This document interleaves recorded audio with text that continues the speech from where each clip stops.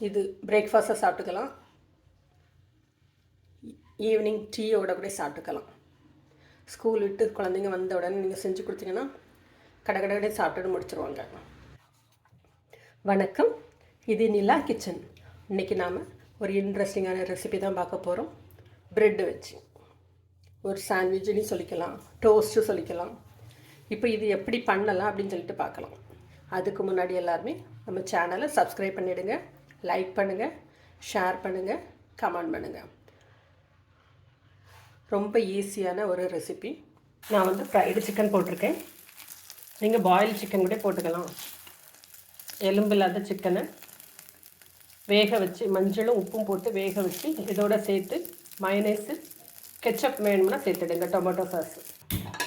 Stove on பண்ணிவிடுங்க. 1 teaspoon அளவுக்கு oil விட்டுடலாம். கட் பண்ண வெங்காயம்,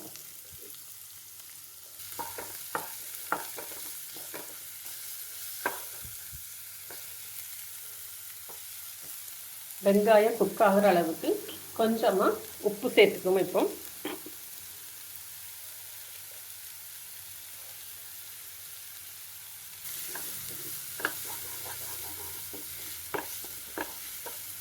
துருவின இஞ்சி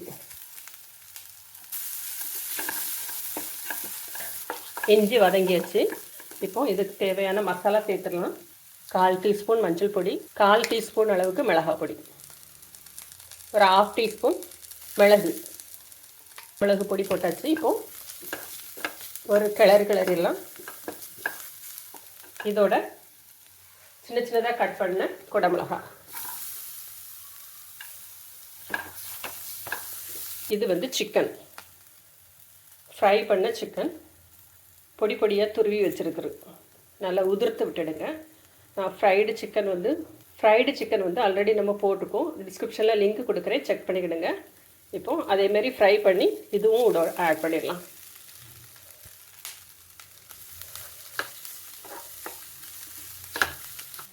ஃபைனலாக கொத்தமல்லி தழை.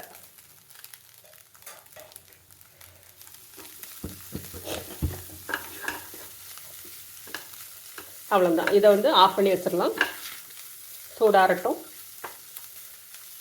ப்ரெட்டு வந்து இப்போ ரெடி பண்ணிடுவோம். ரெடி பண்ண மசாலாவை பவுலில் வச்சாச்சு. எக் எடுத்துருக்கு, அதில் கொஞ்சமாக உப்பு கொஞ்சம், மிளகு பொடி கொஞ்சம். எக் எடுத்துடுங்க, அதில் கொஞ்சம் உப்பு, மிளகு பொடி, மல்லி இலை நல்லா கலந்துக்கலாம். ப்ரெட் எடுத்துடுங்க, ஓரங்களை நல்லா கட் பண்ணி வச்சுட்டு இதில் வந்து கொஞ்சமாக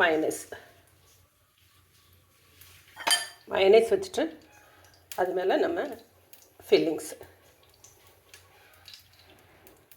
இதுக்கு மேலே இன்னொரு ப்ரெட்டு நல்லா ப்ரெஸ் பண்ணி விட்டுடுங்க.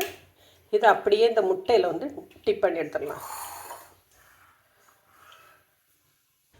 அந்த எக்கில் வந்து டிப் பண்ணி எடுத்துடலாம். நல்லா எல்லா இடமும் கோட் ஆகட்டும். இப்போ இதை ஃப்ரை பண்ணிடலாம். சூடாக இருக்குது. சூடான தவாவில் 2 பக்கமும் டோஸ்ட் பண்ணி எடுத்துருவோம். ஈஸியான ஒரு ஹெல்த்தியான ஒரு பிரேக்ஃபாஸ்ட்.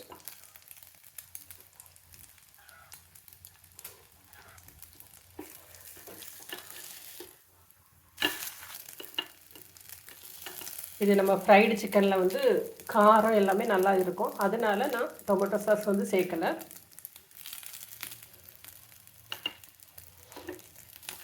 சிக்கன் வந்து பாயில் பண்ணி போடுறதா இருந்தால் டொமேட்டோ சாஸ் சேர்த்துடுங்க. இப்போ இதை எடுத்துடலாம். நம்மளோட பிரேக்ஃபாஸ்ட் ரெடி.